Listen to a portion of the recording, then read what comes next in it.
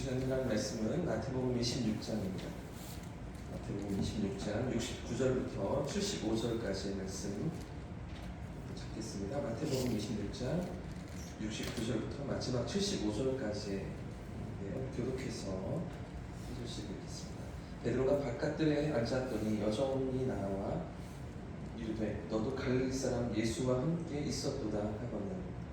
베드로가 모든 사람 앞에서 부인하여 이르되 나는 네가 무슨 말을 하는지 알지 못하노라 하며 암문까지 나아가니 다른 여종이 그를 보고 거기 있는 사람들에게 말하되 이 사람은 나사렛 예수와 함께 있었도다 하매 베드로가 맹세하고 또 부인하여 이르되 나는 그 사람을 알지 못하노라 하더라. 조금 후에 곁에 섰던 사람들이 나와 베드로에게 이르되 너도 진실로 그 도단이라 내 말소리가 너를 표명한다 하거늘. 그가 저주하며 맹세하여 이르되 나는 그 사람을 알지 못하노라 하니 곧 빨리 물으라. 같이 읽겠습니다.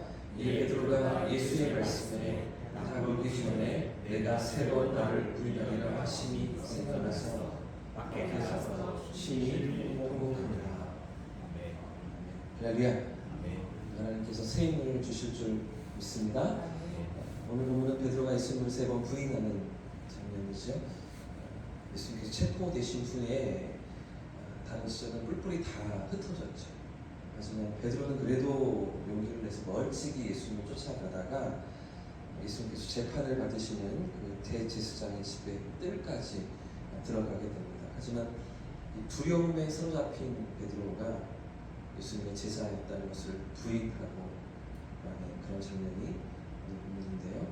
마지막에는 저주까지 하면서 맹세하는 장면, 방금 읽은 본문에 그런 모습으로 베드로가 등장하고 있는데 오늘 이 본문은 우리의 연약함과 그럼에도 불구하고 그런 우리의 연약함을 붙드시고 일으키시는 하나님을 우리에게 보여줍니다. 먼저 69절과 70절 말씀을 보십시오. 60절과 70절 말씀, 두 절 말씀 제가 읽겠습니다. 베드로가 바깥들에 앉았더니 한 여종이 나와 이르되 너도 갈릴리 사람 예수와 함께 있었도다 하거늘. 베드로가 모든 사람 앞에서 부인하여 이르되 나는 내가 무슨 말을 하는지 알지 못하겠노라. 여러분, 우리가 기억하는 베드로가 어떤 제자였습니까? 오늘 한 해 동안 마태복음을 계속해서 살펴왔던 것처럼 복음서에 드러난 베드로의 성격, 기질, 그의 삶, 어떤 모습이었습니까? 누구보다 예수님을 사랑했던 제자였죠. 가장 먼저 예수님 앞에 반응하고 그 말씀 앞에 충성을 보이고 예수님 말씀을 따르기로 이렇게 다짐하고 고백했던 그런 베드로 아니었습니까?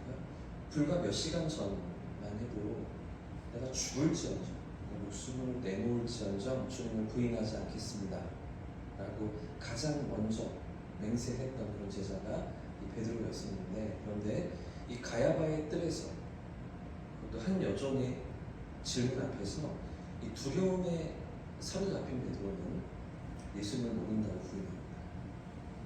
나는 지금 네가 무슨 말을 하는지 모르겠다 이렇게 대답하면서 은근히 그 상황을 이렇게 밀어내고 그러면서 거짓말을 하고 그 자리를 피하고 마는데요.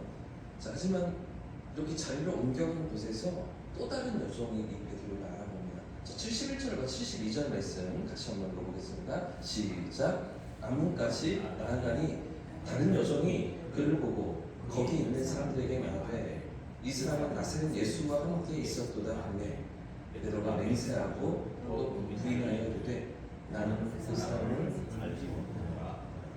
이제 그들은 조금 더 적극적으로 거짓말을 하죠. 첫 번째 여종이 물을 때에는 나는 네가 무슨 말 하는지 모르겠어 이러면서 모르는 척 은근히 이렇게 밀어내고 거짓말했던 거라면, 두 번째 여종이 물을 때에는 맹세합니다. 부인합니다. 적극적으로 나는 예수를 알지 못한다 라고 강하게 부정하는 장면이 오늘 본문이죠. 자, 그런데도 상황은 여기서 끝나지 않습니다. 이 상황은 베드로를 그냥 내버려 두지 않는데요. 73절 14절 말씀을 보시면 제가 읽겠습니다. 조금 후에 곁에 섰던 사람들이 나와 베드로에게 이르되 너도 진실로 그 도당이라 내 말소리가 너를 표명한다 하거늘 그가 저주하여 맹세하여 이르되 나는 그 사람을 알지 못하노라 하니 곧 닭이다. 완전히 베드로를 무너뜨리고 있죠. 그 곁에 있던 사람들이 이제 베드로의 말투를 문제 삼습니다. 예루살렘 그 지역과 다른 저 북쪽에 사마리아도 지나서 저 북쪽에 갈릴리 지역에 억양을 사용하고 사투리를 사용하는 것을 듣고서 네 말투가 예수의 제자인 것을 증명하는 거 아니야? 이렇게 캐묻자, 이렇게 몰아세우자 베드로의 반응이 무엇입니까? 이제 아주 강하게 부정하죠. 저주하고 맹세까지 하면서 예수를 알지 못한다고 부인합니다. 여기서 베드로가 저주했다라는 표현은 보통 우리가 예수님을 저주하면서 맹세했다, 예수님을 모욕하면서 저주했다 뭐 이런 식으로 생각하기 쉬운데 사실은 그렇지가 않습니다. 우리말 성경이나 또 NIV나 킹제임스 버전에는 누구를 향해서 저주한 것인지 잘 나타나 있지는 않지만 ESV 성경, 잉글리시 스탠다드 버전 성경을 보시면 베드로가 자신에게 맹세한 것으로, 자신에게 저주하면서 맹세한 것으로 이렇게 표현하고 있는 것 같습니다. 그 ESV 성경을 번역해 보면 이렇게 됩니다. 제가 읽어드릴게요. 그때 그는 자신에게 저주를 퍼붓고 나는 그 사람을 모른다라고 맹세하기 시작했다. 그리고 즉시 수탉이 울었다. 이렇게 번역됩니다. 그러니까 내가 그 사람을 알면 내가 저주를 받을까, 이런 식으로 맹세했다는 거예요. 예수님을 저주하는 게 아니라 그거나 마찬가지죠. 지금 이 자리에서 누구를 저주했냐, 맹세했냐 이런 걸 따질 문제가 아니라 지금 예수님을 3번이나 모른다고 부인하고 있는 그 자체가 문제 아니겠습니까? 아무튼 베드로의 부인은 지금 점차 처음에는 은근히 모르는 척, 조금 강하게 맹세하고서 부인하는 것, 더 나아가서 자기에게 저주를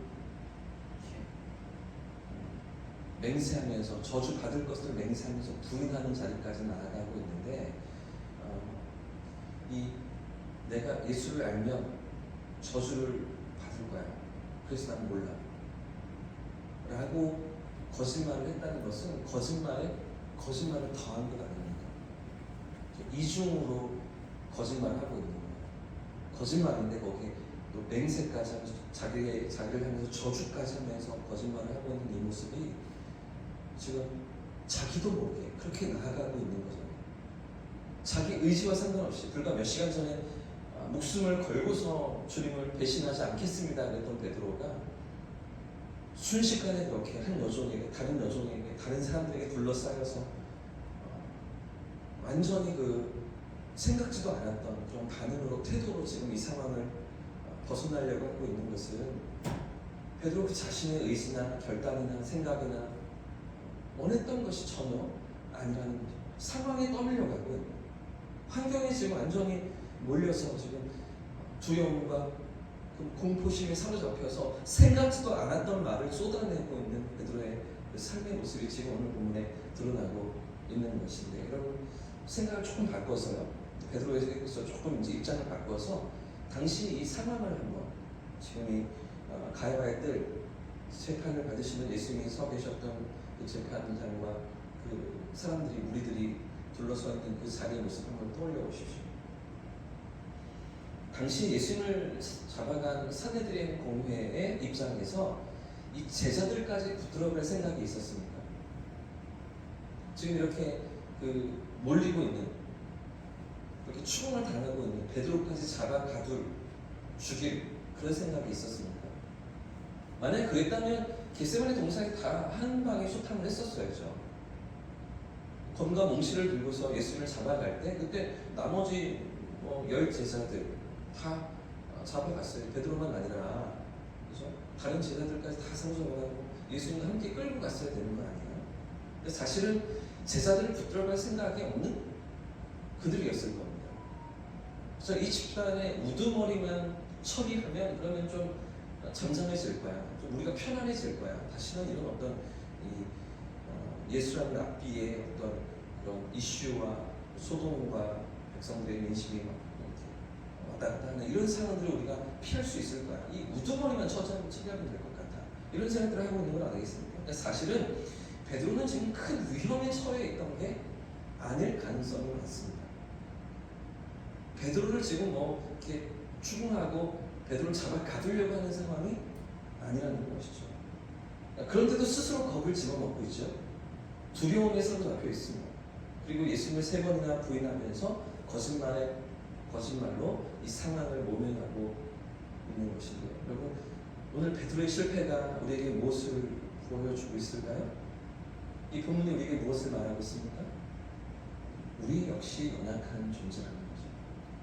저와 여러분도 베드로와 같은 연약한 존재라는 것이죠. 아무리 믿음이 좋아 보이고 아무리 믿음의 결단을 하는 것 같아 보이고 신실해 보이는 것 같지만 상황이, 환경이 우리를 이렇게 몰아갈 때 우리도 어쩔 수 없는 넘어지는 인생이라는 것 아니겠습니까? 그래서 우리는 우리 자신을 절대로 자신하면 안 되는 것 같습니다. 사람의 어떤 시험이나 유혹 앞에서 나는 절대로 넘어지지 않아. 나는 절대로 실패하지 않아. 그렇게 장담할 수가 없다는 것이죠. 그렇게 자신만만했던 베드로도, 충성심이 아주 대단해 보였던 베드로도 넘어지고 있기 때문입니다. 우리는 우리 자신의 연약함을 인정해야 합니다. 나 스스로를 과신하지 말고 하나님을 의지하고 늘 하나님 앞에서 우리의 삶이 깨어있고 붙들려 있는 것, 그것이 우리의 믿음이어야 하는데요.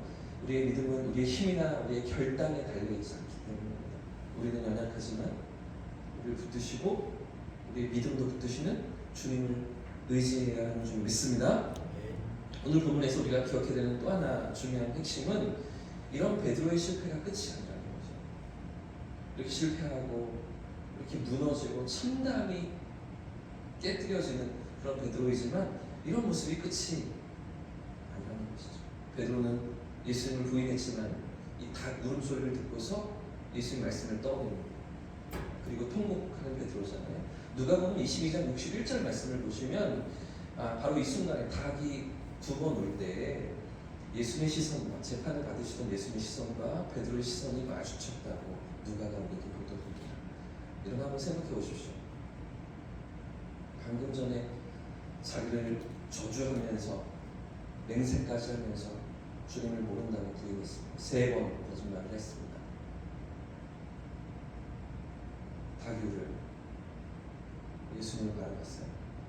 무슨 말 예수님 나를 바라보고 계시네요. 예수님 그분을 느낄 때, 그분의 시선을 느낄 때 베드로의 심정이 어땠습니까?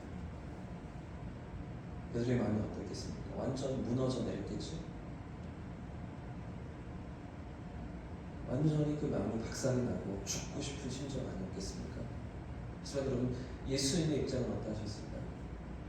베드로가 느낄 때는 예수님 앞에서 도저히 더 이상 예수님을 바라볼 수 없는 그런 참담한 심정이었을 텐데, 그런 베드로를 바라보시는 예수님의 마음은 어떠하십니까? 용서하시잖아요. 이런 베드로를 다 아시잖아요. 이렇게 배신하고 부인하고 넘어질 것을 다 아셨던 예수님이셨죠. 예수님의 이 시선은 정죄가 아니라 용서의 시선이었어요. 사랑의 시선이었어요.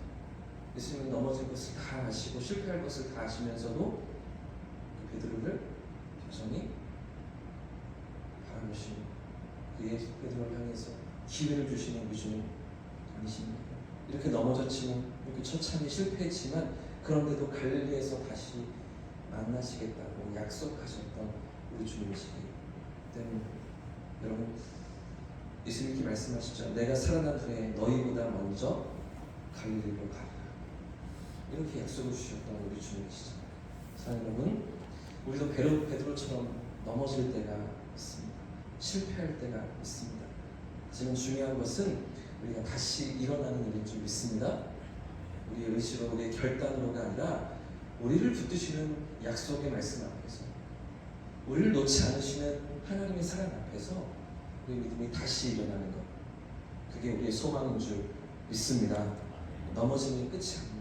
넘어지지만, 실패하지만 그 자리에서도 우리를 붙드시고 우리를 일으키시는 주님을 바라보면서 새롭게 시작하는 저와 성도님들 되시길 축복합니다. 네. 그럼 오늘도 우리 연약함을 주님 앞에 맡겨드리는 거죠.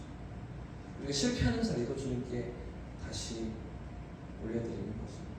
내 힘으로 살아가고 내 능력으로 살아가고 내 가진 경험으로 살아가는 것이 아니라 내 삶을 붙드시는 주님 앞에서 사명을 붙들고 다시 일어서는 저와 성도님들 되시기를 예수님의 이름으로 축복합니다. 네. 찬송하고 기도